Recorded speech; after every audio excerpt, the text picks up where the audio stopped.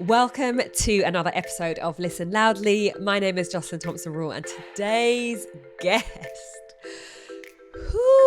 Candice Brathwaite, author, podcast host of Closet Confessions, presenter, all-round baddie, is on the show today. I knew when I was going to record this episode that I was just going to sit there with notes. Like, it feels like I'm going to school in life lessons.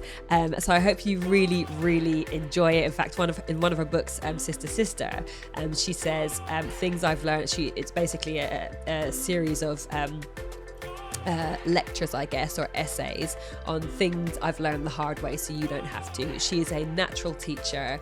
Her view of life is phenomenal. So I really hope you enjoy the episode. I know you're going to enjoy the episode. So here we are.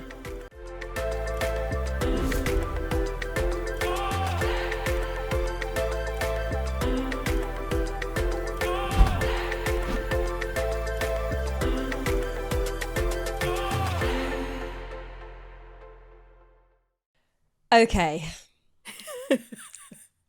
Everybody, just to say, and I can't even look at her, Candice Brathwaite is on my podcast. What in the world? Welcome, my love. No, thank you for having me. I'm so happy to be here. I'm so happy to be, because I typically only see you on my screen, so Yes. This is really, really great. Yes, amazing. And I tell all of my guests this because when I wrote my dream guest list and everybody on it said yes. And I'm just like, sorry, are you sure? So first of all, thank you so much for being on here. I feel, do you know what I feel like? I feel like sitting down here, like I feel like I'm in school, I'm sitting in class, and I'm just going to learn everything because you are the most natural teacher. Aww. It's amazing. Amazing. You.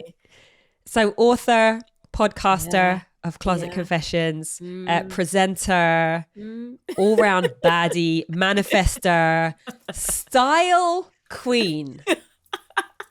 And I'm just, guys, today's not the day. I'm in a simple black t-shirt today, but usually, yeah. What an intro. Thank you. No, my pleasure. So I knew you first from your first book, I Am Not Your Baby Mother, which is phenomenal. Everybody buy it. Do I have it? I've got all my books on my shelf, but if I move out of this space now, I'm going to ruin my podcast. Yeah, don't risk let it. Me not do don't that. Risk it. And then I followed you on Instagram, and I remember just being like, listen, right, this is I feel about fashion and makeup the way many people feel about exercise. Right? If I have friends come round here and try and fix up my wardrobe, I hate it from start to finish. But I like the end result. I like the end result. Anyway, so I used to sit and watch you on Instagram, just pulling out, oh, let me just grab this. Oh, no, actually, this is better. I'm like, that is better, but I don't know how you put that in your brain. Like, I just can't. It's not in me. And I understand that these things are learned and you can get better. But anyway, it's amazing to watch. Now, thank you. Rewind. So you started out, if I'm right, as a receptionist and a marketing assistant. Is that correct? Yeah. So my first grown-up job, I actually won a competition. Penguin Random House. I'll also say a large publishing house if you have to cut that out.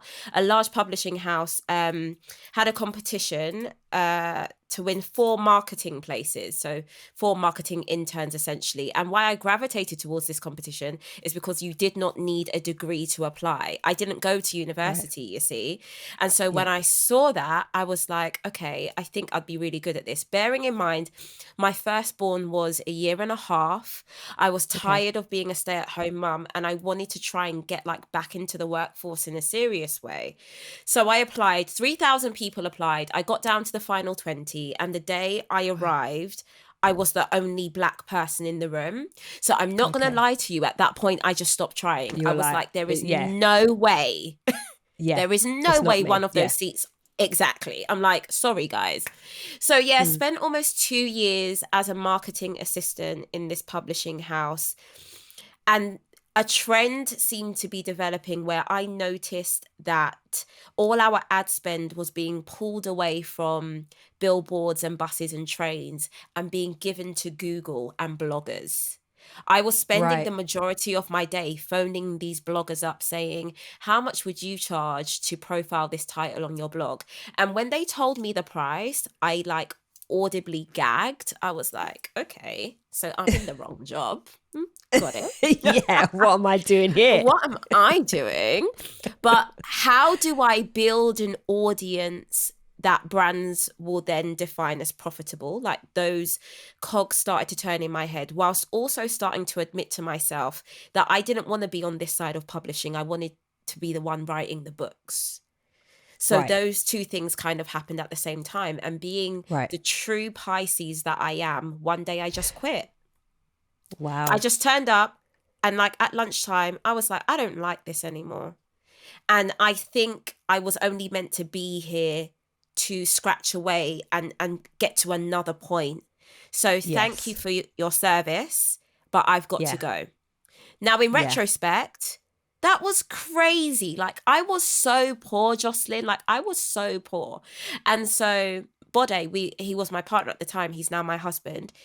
I don't think people understand. He didn't talk to me for like 3 years because he was like, you've left a job that people dream of. There is a scrummage to work in the publishing industry. Like it can feel like you're pushing against iron gates, especially if you're Black, working class, and you don't have these degrees or nepotism or that network. And he Yeah. literally felt like I was pissing on this huge thing. And I was like, I know this sounds crazy. I'm gonna need you to trust me. I'm gonna need you to trust me. I can see how the market is shifting and where money's going and where the attention is going.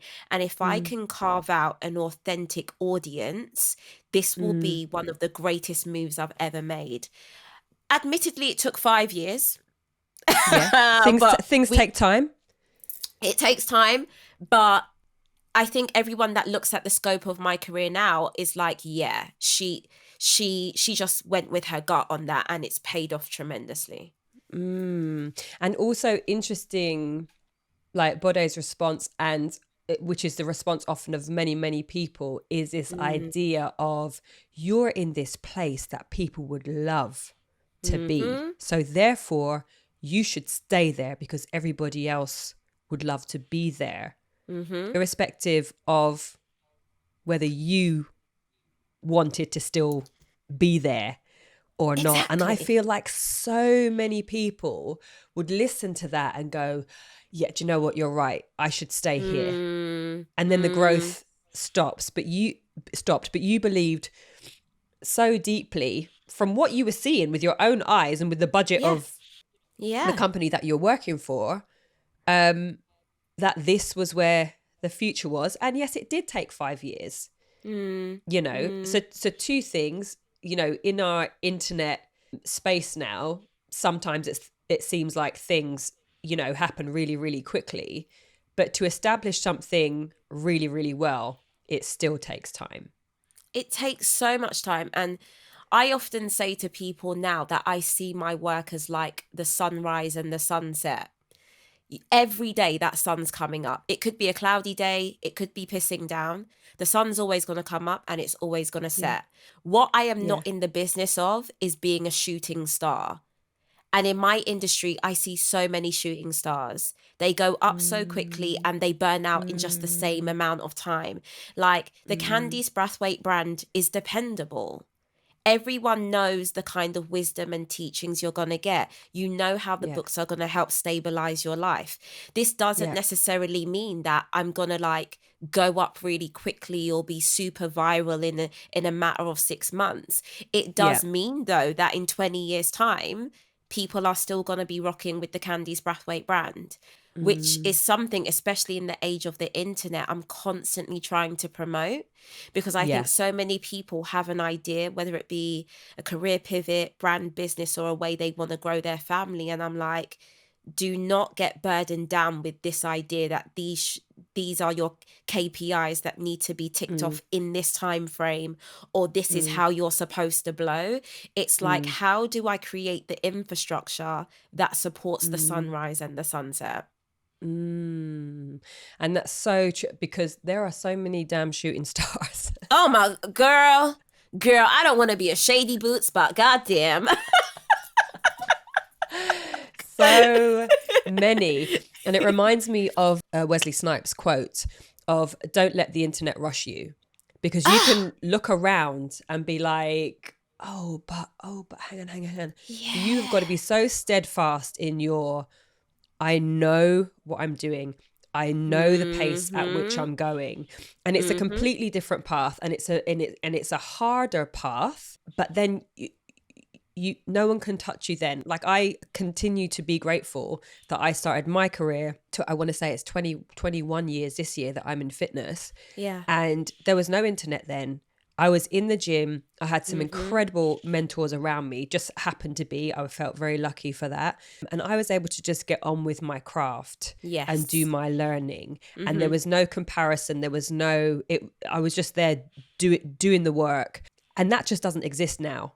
You know, for certainly for people in fitness. Yeah. And that is something that I'm going to have forever. And I advise people, I think you should do this, and this. But they're often like, oh, but I want that over there. Yeah. And I'm like, babes, in your words, shooting star, we don't know how long they're going to be here for. This is it. Hone your craft. Yeah. And it's so hard in this day and age to basically just mind your business and trust your own process and trust your own timing. And one thing that Baddie is constantly talking about in the last 6 months, he was like, be in the business of making yourself undeniable. And that really struck a chord with me, because in the early days of my career, I think I was in the business of being likable, of being validated, of seeking attention. And when you start to pivot your mind towards being undeniable. So to be undeniable, right? It means to be that girl, irrespective of people liking you. Yes. I want it to be someone could say, you know what? I really don't like Candice Brathwaite, but she is undeniably an incredible writer.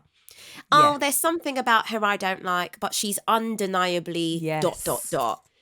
Yes. To throw yourself into the column of being undeniable is so powerful, because there's so many people, we're not going to get along with everyone.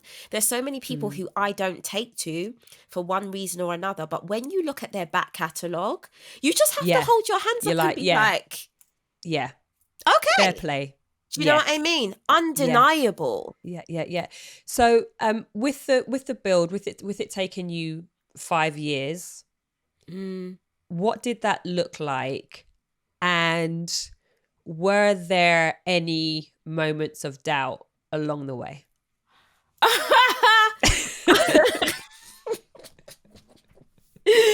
Woo! Oh my gosh. I think I'm only now, and this will be shocking to some people, I'm only now coming out of my season of doubt.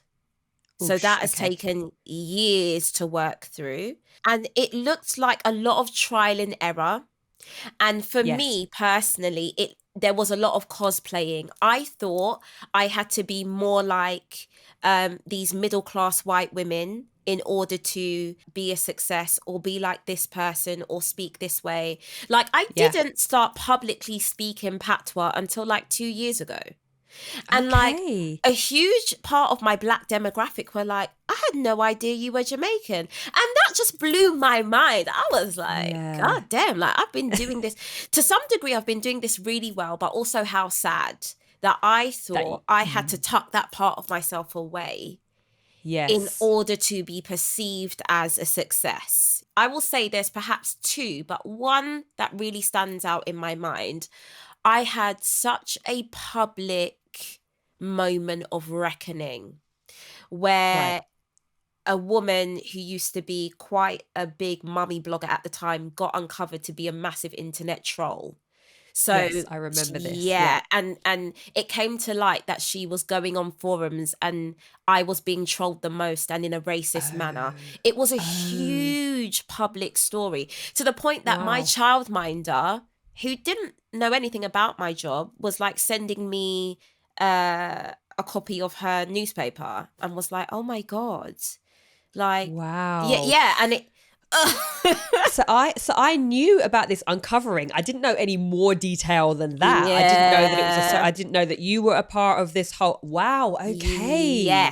Yes. Like, my name was at the center of this storm, so to Oh. speak. And I remember spending maybe about 3 weeks just flat out crying and also being rightfully angry, but having to deal with the fact that because I'm a dark-skinned Black woman, I wasn't given the space to be publicly angry. It was Yeah, very much 100. Yeah. like, you have to allow this shit to happen to you. You don't get to defend yourself in this moment. And that for me was, I think everyone who's followed my career, after that, there was a huge shift. And I was like, guess what? If I'm going to play this game, we play by my rules and my rules alone. And Yeah. I'm no longer going to cosplay and pander to what I believe to be the thing I need to be in order to be a success. And so, Yeah. as painful and as public as that situation was, hands Yeah. down, one of the best things to ever happen to me, Right. because it was like being given the keys to the city, or like being unshackled. I was like, okay, how can I make this work in my favor? Yeah. Okay, you now Yeah. have to take the liberty of just showing up as authentically as you can. I'm still like flummoxed that was. I just remember the detail of it, but I guess at the time I wasn't really like. I suppose I didn't ever really vibe with the mummy blogger type thing. It was never really me. Like, so I was just kind of like, I just heard about this girl that was doing whatever. I was like, okay. But yes, also that part where you're not given the space to defend yourself because there's already judgment. There's already all of that you don't even want to dip your toe into. Let me not make this any worse than this already is, because I know how this story ends, right? I know how this story ends, and I've seen it play out for women that look like me time and time and time again. Yeah. And so, to some degree, I'm very prescriptive with this piece of advice. But I once heard the quote, "Silence can never be misquoted." Oh, yes. And it's such an anchor for me. It's like my go-to. Yeah. Yeah. And I've watched people grow insane by my level of silence. Like, I've watched them just combust, because they're like, she's saying nothing. There's no reaction. There's no attention being given to me. What can I do in this moment? Yes. And for me, that's the ultimate control. It's like, we can only wonder what Candice Brathwaite is thinking or doing or feeling. And sometimes that's the safest way to play it. And so when I see a lot of discourse online about anyone who has chosen not to say something, I always get a little bit angry, because I'm like, that is the best line of defense. Because especially being a woman of color, if I breathe wrong, you're going to take that out of context. You're going to find a way to spin that. And so sometimes I like the mystery of everyone just being like, well, we'll never know. Yeah. We'll never know. Yeah. Even if you think about like Angela Bassett's facial expression blew up. You're like, the woman can't even sit in her chair. You can't. You cannot. Your face cannot just perform. Everything. And even that would have been, Yeah. And you have to, if you're gonna create a career that gives you any visibility publicly, and you're a woman of color, you're gonna have to train your ways in which your white counterparts don't. I always have to keep it real, you know. There are gonna have to be there's gonna have to be more bolts in your vertebrae than others, because you are gonna be pushed and rocked in ways that other people won't, or they won't understand. And you're gonna have to find tools that allow you to ascend and get to the next level. Yeah. It's annoying. it's a bit sad. But I've had to learn to like fight in the boardroom instead of the playground, so to speak. Yes. And so do you feel like once you made that decision and you were like, okay, this is how it's going to fly, cool. Was that a big shift for you then in terms of how quickly things happened? Like once you had the whole mummy blogger experience, once you leaned into how powerful silence was there a noticeable shift for you, or did it just feel more settled or smooth? What was there? Oh yeah, I think over time I grew to become way more comfortable. What happened after that, right, was me having to work out if I could do this alone. And by alone, I mean not pretending to be someone else as a prop. Right. I was like, this is going to be a true test to if this really is your purpose, because now there are no backup singers, there are no supporting actresses. You are pivoting your brand and you're being your most authentic self. And are you prepared for people not to like that? We're just going to have to give it a try. And so that I was a little bit hesitant to start coming out of my shell somewhat. But then I just understood that this is the way it's meant to be. And actually, I'd rather do this kind of combing out at this point in my career than 20 years down the line have a moment of reckoning and be like, I wish I was more myself. At least if I'm going to go up in smoke, I'm going out as me. Yeah. You know, not as someone else. And I would say after that, it maybe took a year for me to really learn to walk again and feel stable enough to step out as myself, because those kind of things just knock the wind out of yourselves. But also, I feel like I get really annoyed with myself, right? Because I feel like the universe makes a really good habit of whispering to me until it's forced to shout. Right. And there were many moments before that whole public fallout where the universe was like, it's time to pivot. I'm not liking this for you. The energy is off. And I'm like, no, I'm so comfortable here. We will not rock this boat. We will not. And universe just gets to a point with me where it's like, well, I will Titanic this shit then. You're not hearing me. Since you don't want to willingly dive into warm water, okay, we will mash this down for you. I'll sort it. And so, and you're like, okay. And so now I am learning, and I love the title of your podcast, I'm learning to listen to myself loudly and heed the whispers, because the hullabaloo of the universe having to drape you by the neck and carry you out kicking and screaming, I never want to feel that again, you know? I never want to feel that again. And I remember after that moment, I made like a deal with the universe. I was like, as long as you never humble me like that publicly again, I will follow everything you say. Like, there's no need to whoop me like that in the streets. We can deal with this in my bedroom. An amicable approach. In quiet, no one has to know. I'll take notes. I'll type up my notes if needs be. Honestly. Let's just not do that again. Yeah.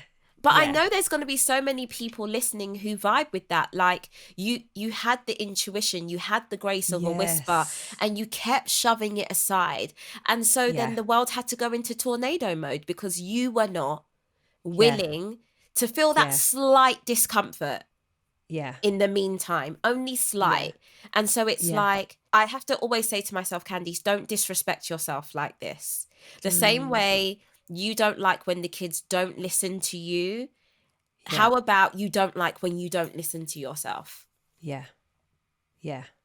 Because that it's hard. It's a thing that you have to practice. Again and again and again. And as you say, like sometimes you just weren't quite used to that. Not right now. I'm just gonna what? Exactly. I've got the message.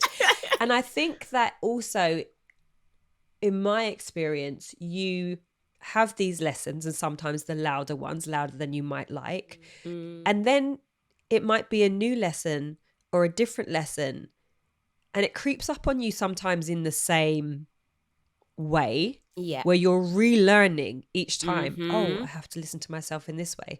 And one thing I'm finding right now, for me personally, in the last, I would say 6-ish months, many of my lessons are coming via other people. Interactions, situations where I am in my deepest distress, and I'm realizing now 3 or 4 situations deep that actually it's less about that other person in the end and more about me just weeding out some things within myself and growing as a result of it. So that's what the universe is throwing at me right now. Lessons via other people. And at each moment, sometimes it went too far in the sense that I was like, oh my God, this is a disaster. And other times I'm like, hang on. Do not respond. Oh, okay. Yeah, actually, that was a lesson. I didn't even need to interact with the other person. They were just there to bring it. So I'm like, okay, this is what we're doing this year. Fine. Got it. Cool. Don't love it. But here we are. So it's so true though. And when you get into that space, it allows you to take things less personally, as in, okay, my problem is with this person. No, your problem is with the lesson and the reflection of yourself and the things you have to work through, you know? And it allows you to step away from situations far more gracefully, you know? Yes. Like, the most recent one for me, I'm just like, thank God. I'm literally like, you know that Homer Simpson gif where he's like backing into the bush. Homer Simpson's just like, go. That's where I am right now. I'm like, I need water. Save me from that experience that nearly happened. Yeah. And so it's this continued lesson. And, you know we always talk about you learn from your mistakes, you grow from your mistakes. There is no way around the idea that it feels rubbish at the time. You are never like, oh, I love that shit just happened to me. It always feels shitty. Yeah. It's never good. And so meanwhile, people are like, what do you mean learn from my mistakes? I feel rubbish right now. The rubbish feeling doesn't go away. But this is what I think we'll talk about in a bit, but that is what recommitting to exercise has also taught me. It's like, this doesn't feel great in the moment, but it's also absolutely unavoidable. It's unavoidable, okay? Yeah. You don't get to that thing you want without going through this passageway. Yeah. And it's the same with the mistake and the confronting yourself. And I'm like, the quicker you accept that, the quicker you can pass through it. Yeah. And that is so that is something that often, so in fitness we talk about training age, and so it's not your chronological age, but it is the length of time at which you've been training.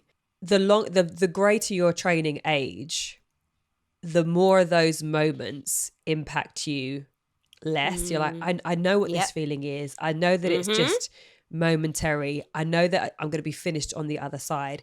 And that is such a lesson. And I take such joy, particularly if I'm, delivering a session for beginners, to just be like, listen, all of these feelings, they're cool. They're not going to stay here. Get curious about them. See how you feel. And just to be really curious and just to be like, oh, let me see how this feels, rather than waiting to get out of it or thinking that you failed or whatever. Like it's all a deeper insight into yourself and how you handle things. And then the longer you do it, the more experience you have to then be like, I know this. I know what this is. It's cool. I'll carry on. Now, before we do move to the exercise piece, I want to just talk briefly about Sister, which was your second book. And it was basically, you wrote that, things I've learned the hard way so you don't have to. First of all, incredible. Thank you for that. Why was it so Aw. important for you to write that? So, funnily enough, what people wouldn't know if you weren't in the team is Sister Sister was the book idea that was pitched first. Years before I Am Not Your Baby Mother was even an idea, I was trying to shop around this manual for Black women, especially women of color. Lo and behold, this was in a pre-Black Squares 2020. And every publishing house was like, no, we don't see a market for this book. Could you make the conversation more universal, aka more for white women? And I was like, no, because, I grew up with manuals that didn't speak to me, and I just had to read them and just take away the things that I connected with. So no, not really. Yeah. And the pitch for what would be Sister Sister got turned down no less than 10 times, I kid you not. Oh, wow. So I Am Not Your Baby Mother comes out, and no one could or would want to plan this, but I Am Not Your Baby Mother was also released the week George Floyd was murdered. Oh. And so wow, okay. that book ended up being put in the list of one of the top 10 books you must read to unlearn your racism. The rise of I'm Not Your Baby Mother always feels bittersweet to me, because it was such an unfair and harsh way to enter the market, like, oh, this is the go-to book. Also incredible and equally sad, I'm Not Your Baby Mother was the first ever title to enter the British Library of a book about Black British motherhood written by a Black woman. Wow. In 2020. 2020. And so 2020. And so once the hysteria of that book had settled, I was like, oh, I can do what I want now. Like, okay, let me bring out the book that I always wanted to bring out. And so Sister Sister, till this day, like, I don't know why, but it seems to be like doing the rounds on TikTok, and it's really found its place amongst Gen Z. I'm so proud of that body of work, because the kind of essays in there, like, I could have only dreamed about reading an article or an essay about colorism from someone that looked like me, or, what Black love felt like, or what the idea of interracial love felt like. That would have been just a dream. And so Sister Sister, yeah, she's an OG. Yeah. Amazing. So she was pre. Wow. Okay, I didn't know that. She was pre I'm Not Your Baby Mother. So let's talk about Petra. Yeah. Can you tell everybody who Petra is, please? Petra is my Peloton tread. She's my baby girl treadmill. I don't even know how I came up with the name Petra, but yeah, me and Petra got into some things last year, boy. Whoa. Wow. Whoa. Wow. And did you get Petra at the start of 2023, or did you have her before and then you made a commitment to her at the start of 2023? Funny story, Joslyn. So I was supposed to do an activation with Peloton. They approached me because I'd previously had the bike, and they approached me and they were like, we see how much you love the bike. We'd love to work with you. And just as a token of our appreciation, here's a tread. I was like, okay, cool. And you know what? I took the tread just for vibes. Like, bruh, okay, cool. That's nice. I won't be using it. But the idea of having a home gym was kind of cute to me. I was like, okay, yeah. Give me that tread. Thank you. And then every day I'd get on the bike and Petra would be looking at me like, you're really not going to boost me up, huh? I was like, girl, no, just mind your business. It's like... You get to be here, but don't expect me to be on you. Do you know what I mean? Just enjoy the vibe. Stop asking me questions. My God. Like, get out my face.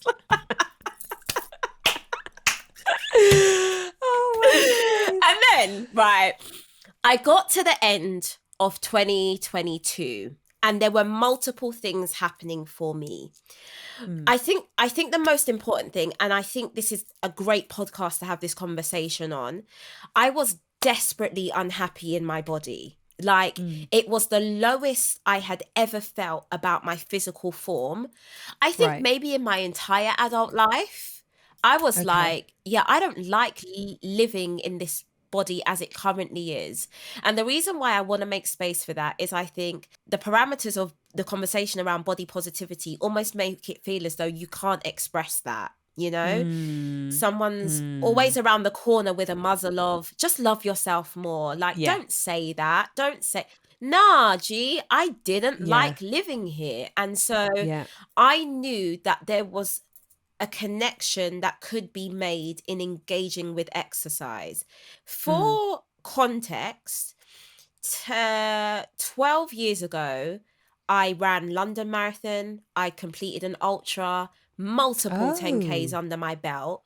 Yeah, yeah, yeah, yeah. So okay. I used to All run right, with a crew called Run Them Candice. Crew. Okay. Yes, yes, I used, yes. yeah, yeah. I used to run with Run Them Crew. Charlie Dark is still one of my most, Oh, my closest mentors and a dear friend. yeah. And so what a lot of people don't know about me is that I knew I had the roots to do it. Like I'd been here before. I'd been there before, so to speak. And so Petra's looking at me and I'm looking at her and I was like, you know what? Do you know, just to shut you up, let's just go for a walk in it because you're always here. Let's just walk. And then I don't even know where the decision to show up every day came from, but I do know the decision was rooted in the fact that I had to grapple with the reality that what I was lacking in my life was discipline. Right. I was like, oh, okay. The bridge between you and everything you desire is your inability to show up consistently. Right. That's a big thing to just wake up to, you know, because it wasn't just my body, it's career goals, it's how I would like my household to run. The bridge was, you just don't show up enough times, kid. Like, you'll do it for 5 days, 2 weeks at a push, and then we're back to square one. And so it clicked for me that in order to etch out discipline in a way that's going to pay off in all areas of your life, and I know people are not going to like what I'm about to say, you have to pick a thing that you're not that great at and that you don't quite like. Because the reality was I was disciplined to eat in a share pack of Haribo to myself every day. So...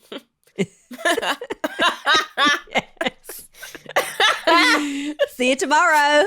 So you know what I mean? So I know it's in there. Like, I'm disciplined for some things. I'm disciplined for the things I enjoy, even though they might not be the best thing for me. Sure. Oh, we're going ice cream parlor tonight. I'm gonna be disciplined and sharp every day. Yeah. Let me discipline every flavor. Exactly. You know, I got that. But true discipline can only be unveiled in the face of having to show up for something that you're not that good at. Right. You're not that good at this, babe.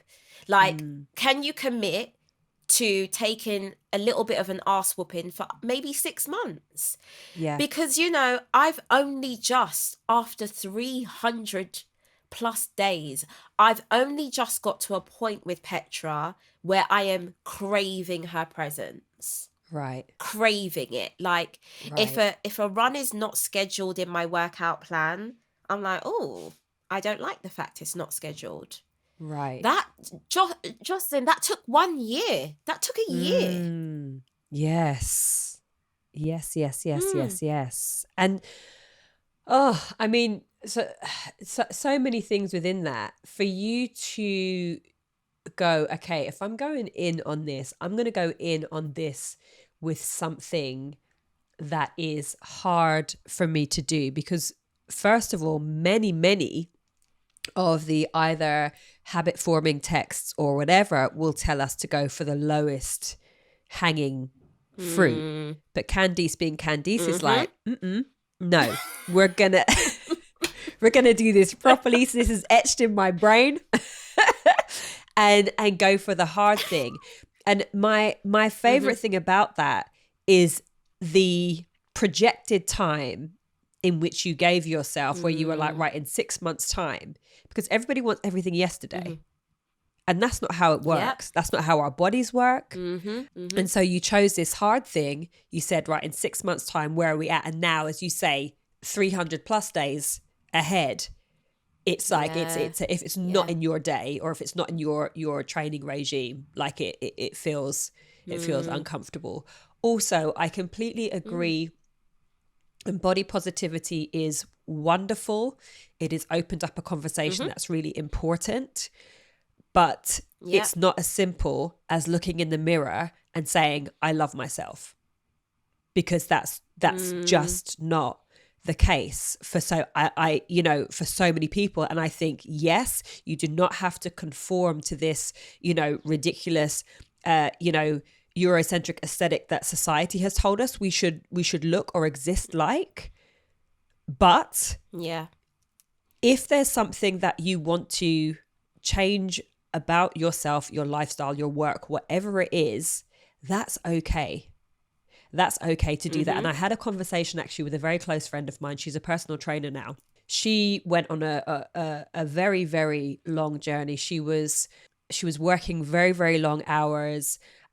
She had very much a party lifestyle, and she ended up in hospital, I think a couple of times.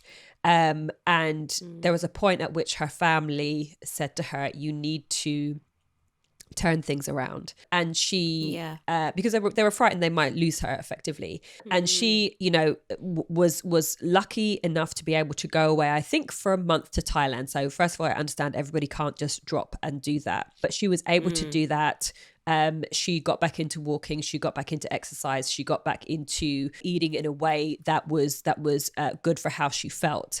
And she said to me, Joslyn, I'm not sure if some of the body positivity conversations that are around now, if they were around back then, whether I would have gone on the journey that I went on, because maybe I would have accepted I have to love myself right now as I am, and maybe not made any changes. So I think it's really interesting. Like I said, I think the conversation is a very important one. But I do think there is, much nuance involved within it. And thank you for just being honest and open about that, because I think it's important for people to know that. So Petra, we love Petra. We love listen, right. You and Petra and you. I feel like you use Petra in a way that I love. I'm going to think back to that carnival walk plus run, and your left leg was cocked upon the tread, and I was like, I'm confident I didn't cue that, but I'm into it. Just like, and I was just like, yes. And that's you. That is you making it Candice. Exercise, but make it Candice. Career, but make it Candice. Like, do you know what it is, right? I'm not in the business of A, not enjoying myself, or B, feeling like it's only right if we do it this way. And so sometimes I show up to Petra or any kind of training session, and the first thing I remind myself is I'm not the professional here. I don't need to be Joslyn. I don't need to be Marcel. I don't need to be my personal trainer, Dane. I need to show up as me, and whatever vibe I need to curate to get through this to the best of my ability, that's what we're going to do. And I think there's something to be said for people to be able to see people interact with Peloton in a way that is unique to them. Because I think so much of the fitness industry, whether they know it or not, people just feel super duper isolated. Like few of us who invest in these machines, of course we don't have a six pack yet, or our fitness isn't where we need it to be.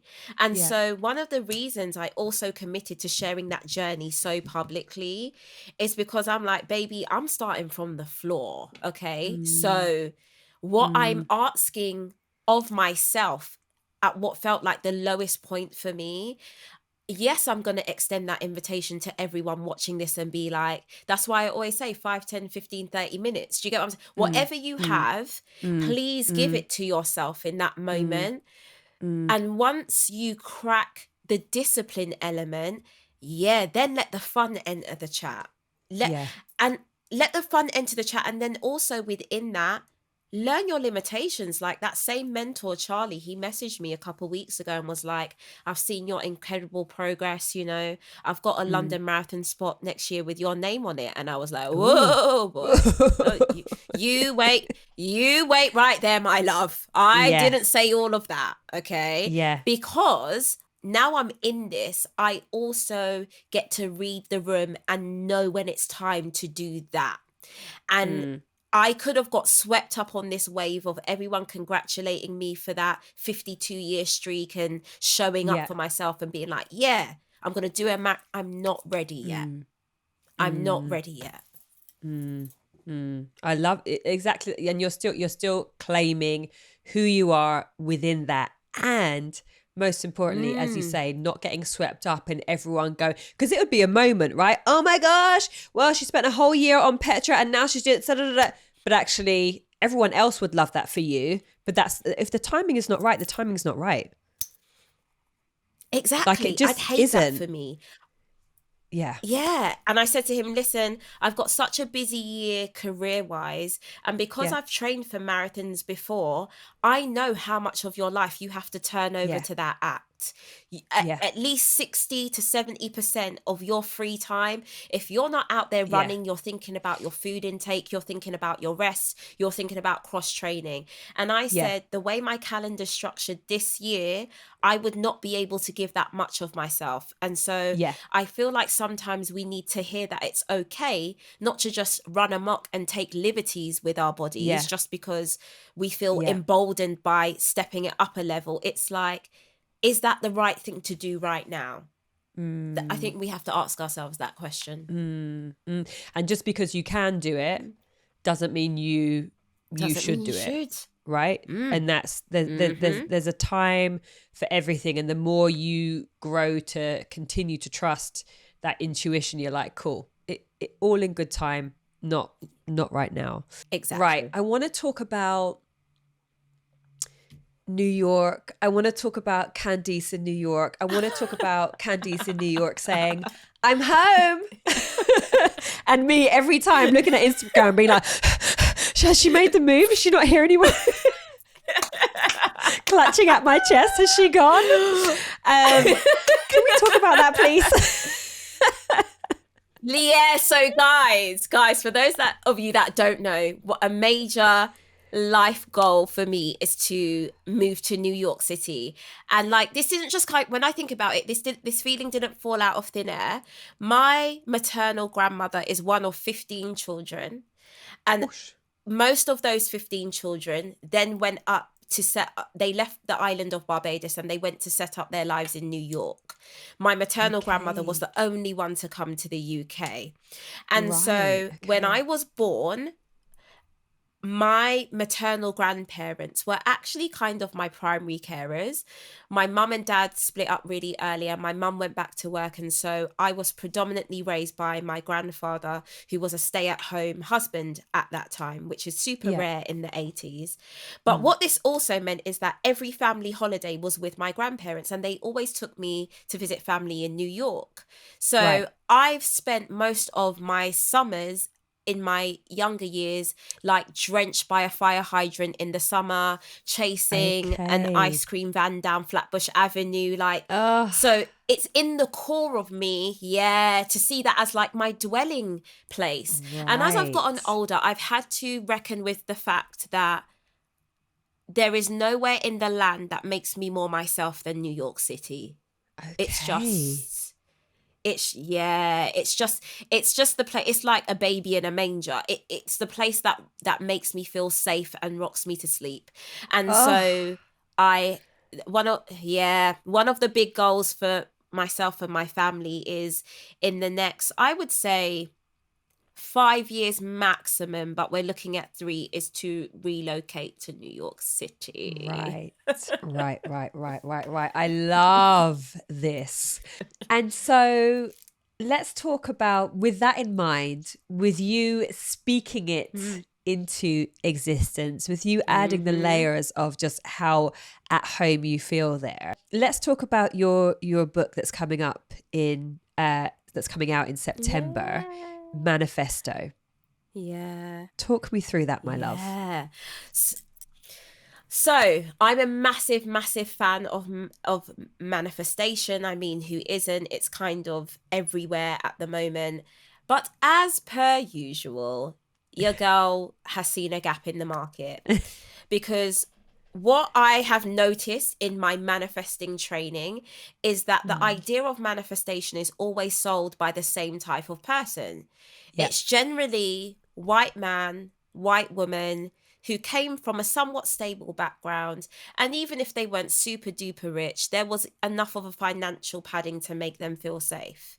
Yeah. Now, have I been able to learn from them and make the tools they share work for myself? Absolutely. Yeah. But I've also recognized how so much of the manifestation conversation leaves out Black people, people of color, disabled people, trans people who, for whatever reason, the universe or society, not the universe, society has made sure to make them feel like they're not that girl, you know? So I often sit there and I'm like, of course manifesting's easy for you, right? You turn on your TV, you constantly see reflections of yourself. You see yourself being a CEO and running boardrooms. So there is just this easier link between who you are now and who you could be because you see it all the time. Yeah. What does it mean to manifest if you were born in a body that puts you on the fringes of society? Yeah. That is where the idea for manifesto came from. Because I'm not going to lie, I have Black women run me down in the streets and they're like, you know, your character arc or the way you've built your life is just like so unfathomable to me as a Black woman, because you seemingly appear to be one of one. Like, okay, but surely this can only happen for Candice, right? She was born with some like lucky star. And I'm like, no, I just learned how to like trick the atmosphere. But I understand why you struggle to make that link, because you only see a Candice, or you only see a Oprah, you only see a Clara. We're so few and far between that you're like, oh no, that's their luck. That's their grace. Yes, it couldn't be me. It couldn't happen to me. It couldn't be me. Whereas there are mediocre white men working for tech companies across the globe who are just like doing great.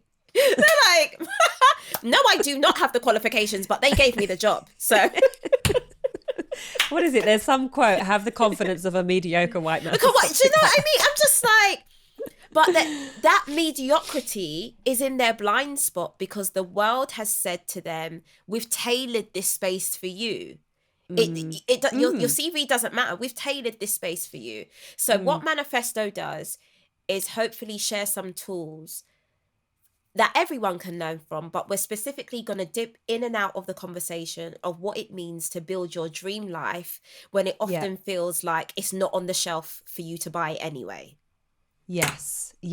Amazing. I love that. And I know that when I initially asked you to be on the podcast, that was one of the things that really spoke to me, because that was the same thing when I was reached out to by Murky Books, you know, about writing a book on fitness. I was like, well, I'm not going to write a book on fitness. All of the good texts have already been written. But they were like, no. We want you to talk to ableism. We want you to talk to access. I was like, oh, okay. Yeah, because all of the texts that are written do not. Speak to that. And even down to the images in the book itself of some of the exercises and so on. So it's so important. And as you say, like, yes, we can learn from all of these texts or lessons from these people, but then how do you make it applicable to the person who lives within a system that doesn't see them, or certainly gets them, you know, the work that they have to do to get to the start line is so much more than, you know, than so many other people. And I kind of felt a little bit that way about fitness, you know, the fitness industry. I spent so many years trying to be maybe admired by my peers and getting to a certain level.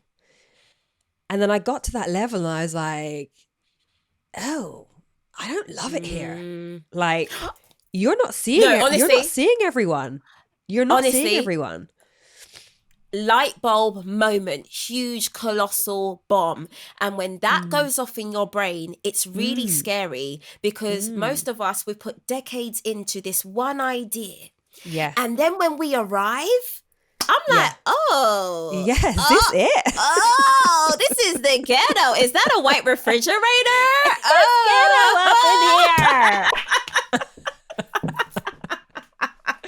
It's so true. And then, so that's the hard part of that. But then the great thing comes in where you get to define success on your terms, because you arrived at the space that everyone said was the thing, and now you realize the food is cold and they don't even meet your dietary requirements. But that also, building to that moment now, gives you the liberty and the space and the CV to say, okay, how do I build this to suit me? What defines me as a success in a space that, yes, I fought like hell to get here, but it's not very welcoming. You know, it's not very welcoming. Oh, that part as well. Getting there and then being like, I made it. You're not happy for me to be here? No, and so frosty. So frosty. So frosty. But it's so true. And just one other thing I feel, and I'm always careful how I say this, but I think that a really limiting statement to make is, oh, it's okay for them, they have X. And on the one hand, yes, it's important to understand that somebody is where they are because of the environment in which they grew up, because of the privilege that they have, because of the system in which they live. But if we just make the statement, oh, it's okay for them, they have all of this, so that's why I'm not X, or I'm not there, or I haven't arrived, that's not going to move you any further forward. Your energy is looking at someone else, what they have, and you're now taking steps backwards. So I will always say, do what you can with the resources that you have right now. And this is the thing. And so people, you know, you were saying, like, you know, you check Insta and you're like, oh, has she moved yet? Girl, the kind of house I want, we're talking $5 million flat, right? Okay. And am I coming to tea? And like, I'm not gonna lie. I got a few gold chains, but I'm not there yet. Like, your girl ain't there yet. But the reason why people see me go to New York so frequently, it's because energetically I'm registering my interest. Yeah. I'm letting the universe know that as soon as these coins are aligned, make way. You know, one of the things about manifesting is like, you have to put your hat in the ring. You can't stand on the sidelines and be like, oh, I'd quite like that. And actually, I think I can't get it. So I'm just going to be a bitch about the people that actually try. And I'm just going to, no, I don't yet have $5 million free. I don't yet. But I think that the more I go there and I register my interest and I go and I have a damn good time and I bring those feelings back to my current situations, I've seen how that slowly but surely makes the things I need appear. Yes. And I just need people to know it is of no business for you to see the end of the road. We have no interest in the end of the road, okay? Yes. I'm going to take this a quarter of a mile at a time. Just also, without a doubt, knowing my end point. Like, it's like getting in your car and setting the GPS and then frantically worrying about every mile until you reach your destination. You know where the hell you're going. I know where the hell I'm going, you know? And guess what? if I obsess about how I'm getting there, I Yeah. might miss the route for a shortcut or a detour with a better view, or a way to get there where I'm able to help someone else out. There might be a hitchhiker in this route who Yeah. needs my help. And if if I'm so closed off to the millions of ways the universe could agree to having me live in a place that, and here's the thing with our manifestations, right? It is unequivocally impossible for you to be jealous about something you don't actually desire. It doesn't work like that. Okay? Whenever that green-eyed monster pops up, it's because it's tied to a desire. There are some things I'm not jealous about. I don't know, people who understand cars, because I couldn't give a shit. Like, just make sure there's petrol in it and I'm fine, whatever. And I'm good. Do you know what I mean? The things that make me go, oh, I wish I had a bit of that, it's tied to a desire. So that's the first thing I think everyone needs to understand. You don't necessarily need to fear jealousy as long as you're willing to read it correctly. Detach the feeling from the person you're looking at and sit with why you're jealous about that thing. It's because you secretly want it. Number 2, you then have to work through whatever has made you feel in your life that you're not worthy of having that too. Because that's not a them problem, that's a you problem. Okay? Yeah. Things are going to come up. When you do this work correctly, you're going to, maybe when you were 5, you were told that people like that, they're greedy or they're spoilt, or maybe you were told to know your place. There's going to be things that crop up where you're like, oh, okay, that's why I was told I can't have that. The next phase is then throwing your hat in the ring. So many people do not register their interest on their desires. And it drives me mad. Like, babe, I need to hear you say it. I need to hear you say it. The universe needs to hear you say, that's who I want to be. That's where I want to be. And then all it's going to ask you to do every day is show up and take baby steps. Just, just little steps. And as you do that, I find the universe just conspires to make it work. Yeah. And so that's why I get a bit annoyed when people are like, well, Candice, when are you going to New York, or how are you? Oh, don't ask me those Yeah, stupid we're not worrying about the how. questions. Yeah, it's happening. I've already made the decision. I'm already packed. I don't know what it is. Yeah, the date will be the date, whatever. That's not even a concern. Whatever. Yes, but it's so true. And that teetering on the edge, instead of actually going, you know what? Stop thinking about the million steps. Just take a step, the next step, the next step, and done. Because so much energy is wasted, in between that. And like also you saying about, what you were told when you were, when you were younger about what you can and you can't have. And one of the big things for me was there were always deep consequences for success. Woo! So I still, to this day, have to remind myself it's okay to do well. It's okay. I'm telling you, adults used to say it to me. Like, so I was born in Dublin. So mum's Irish, dad's Jamaican. I was born in Dublin. We lived there till I was 7. I did Irish dancing randomly for 15 years. I did very well at Irish dancing. I would win competitions. Mums would be there when my mum was moisturizing my legs because I had little ashy legs sometimes. So mum was taking care of me. She's massaging her legs to prep her for, she's just, doing extra she was just putting a bit of grease on my leg. That was it. Yeah. Right. Or if I won a competition, I'm so surprised that you came this from grown women to my little self. And just again and again and again and again, I would hear this, or the university that I wanted to go to. Oh, it's very hard to get in there. Would you consider going? Why are you telling me that? Why are you saying any of that? And guess what? Now I've done enough work and I'm in a really great space about manifesting.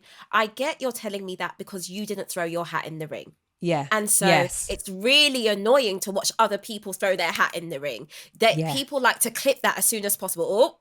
I remember growing up, a common thing people used to say about me is, she thinks she's too nice. She thinks she's too smart. Right. And it really made me for years just go into myself because I'm like, oh my God, like why? And now I'm out of that space, physically out of that space. Like I left the community that raised me. I was like, oh, you guys were just scared. I get it. You were scared that if I clocked the fullness of my power, it's a wrap. Chills. It's a wrap. Yes. It's a wrap. And you know what? It did end up being a wrap because I did clock it, and I've had to move myself into a physical space where I'm allowed to flourish. But my heart breaks for the people who don't get that moment of reckoning and don't get to be free, you know? Yeah. And I come across them time and time again where I'm like, oh no, whatever your dad said, this is why we're here. Whatever your mum said, this is why we're here, you know? Yeah. So true. Can you see the, oh, you can't see the little space. So this little, I've got a little picture. My mum bought it for me for my birthday. I need to frame her actually. But this is a little picture and I've had it forever on my phone. Right. So it's a little braids and little flowers in the braids. And when I made my Holy Communion when I was 7, there's a picture of me with my nana and my granddad, and I had my braids in. Yeah. But that was little 7-year-old me who was getting told a lot of things and blah, blah, blah. So I remind this image of her now, same me, but little blooms in her hair of growth and flourishing. So she's my little reminder of that. You know, often you say, what would you say to your younger self? Yeah. And I love and hate that question because on the one hand, I think, well, if I told her all of the things that I needed to tell her, I'd be a different person now. So I'm grateful that I am the person that I am now. But I also think that whatever you need to tell your younger self is actually what you need to tell yourself now, if that's the thing that still impacts you. So she's my little reminder of you know, growth. But right, Candice, so final question. This has been, I mean, I want to do this every day. This podcast is called Listen Loudly. You have told us many times, I feel like you've, you know, where you've listened loudly to yourself. Is there a pivotal moment in which you listened loudly to yourself that has changed everything for you? Yeah, aside from the one where I quit the job in publishing, it would definitely be I contracted sepsis after the birth of my firstborn. Yes. And I was constantly told by the midwives coming, I had an emergency C-section, and day by day I was feeling worse, not better. And I was constantly told by the midwives coming to see me, oh, you're overthinking it, you're a new mum, stay off the internet, like, you know, you're Googling your symptoms too much, there's nothing. Oh, the reason why you've sweat through to your mattress is because of excess water, yada yada yada. And I just knew within myself that I was deeply unwell. And then one night, I think it was the 4th night or 5th night, I decided to rock my daughter to sleep. And I had an argument with Bode about it because he was going to do the night shift. And I was like, nah, you just go. We literally argued. I was like, you go to sleep. I am putting her to sleep that night. And we both fell asleep. And then what woke me up was the scent of what could only be described as a rotting pig. Long story short, it was me. So what had happened, as she'd fallen asleep, her little baby body had gone down to my tummy and had burst the infected sac that was laying underneath my C-section scar. Oh. Lo and behold, blue lit back to hospital, emergency surgery, 6 months in intensive care, 6 weeks in intensive care, yada yada. But for me, that is literally a life or death kind of decision because I was literally at death's door. By the time they'd got me back to hospital, like, surgeons were just waiting because sepsis takes hold so quickly. And so for me, that's like such an emotional reminder of how I am always right. And I don't mean that in that cocky way. Yeah, but you just knew. I am always right. Yeah. Especially in that vulnerable position where you've just had a child, and as a new mum, which is always, you know, what you're told by the hospital, you're doubting, like they're saying, oh no, it's just because it's your first child. What do they know? And you're like, I know. You know. Yeah. And so having to advocate for myself in that moment. But also, I think that's a pivotal moment for me, because that's also the roots of I'm not your baby mother. That context, that labor of love quite literally wouldn't exist if not for that traumatic experience. Yeah. Amazing. Thank you for sharing that. No. Candice, this has been everything I wanted and more. Truly.